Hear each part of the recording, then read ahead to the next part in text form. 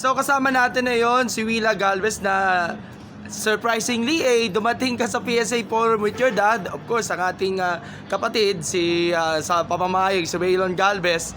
At mukhang abala kayo yun sa iba't ibang mga ganap sa fencing and of course sa classes niya because you're a student athlete now from UE High School. Willa, nice to see you finally. Nice to see you din po. First of all, Willa, alam ko you've been busy right now with fencing. So, kamusta ka na yon? Tuloy-tuloy ba yung ating training para dito sa iba't ibang mga local, national, and international competitions na naka-line up? Yes po, tuloy-tuloy lang po ang training dahil po may pinaghahandaan po akong mga competitions katulad po ng KL, sa KL Malaysia po this December. And yun.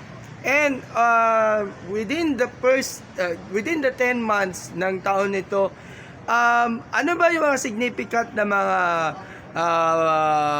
podium finishes or mga top wins na nakuha ninyo during this season na yon from January up until now?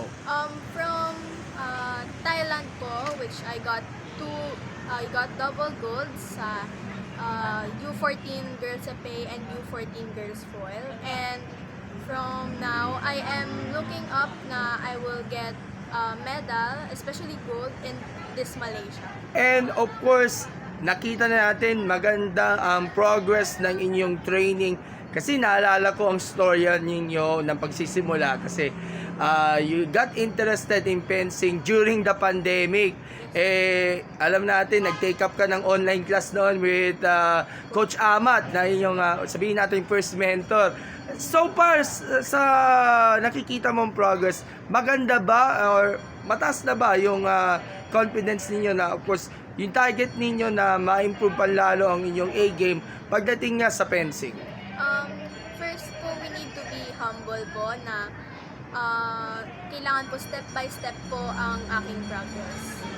And of course, nakakatuwang malaman dahil of course, marami kayong mga na-achieve ninyo, mga awards, mga medals na napalalunan nyo. Nakakatuwang malaman of course na ikaw pala yung isa sa mga sabihin nating mga future stars ng Philippine fencing, lalo na yung mga susunod niya. Ikaw nga yung sinasabi natin susunod na sayapak ng inyong isa sa mga idol nyo, Samantha Katanta ng fencing, and then si Jailin Nicor, Jailin Nicanor pala ng women's fencing na kasama mo rin sa tumulong ika nga pagdating nga sa inyong fencing career na yon. At grateful ka ba doon sa inyong mga idols ninyo sa fencing na all out ang suporta para sa iyo? Yes po, grateful ako po sa kanila dahil nagbigay po sila ng inspiration para sa akin na magpursige po sa aking pag-fence. And nakita natin UE, student athlete po ng UE sa juniors division ng UAP. Of course, you've been competing right now sa UAP, 'di ba? Last year, no? So far, kamusta ang training naman with regards naman sa UE and of course yung sa studies na rin? Okay naman po ang studies and ang training. Nag-maintain po ang aming championship and nag-training po kami everyday para po maghanda sa this season. And this will be happening next year na kasi second semester lagi yung fencing ng UAP and of course, meron kayong mga expectations dito. Even though maaga pa ito, next year pa, so kailangan pagandaan niya yung susunod na competition niya dito. Opo. So, ano ba yung mga expectations niyo when it comes sa UAP po? Ang expectations po namin. Ano mo Facebook po?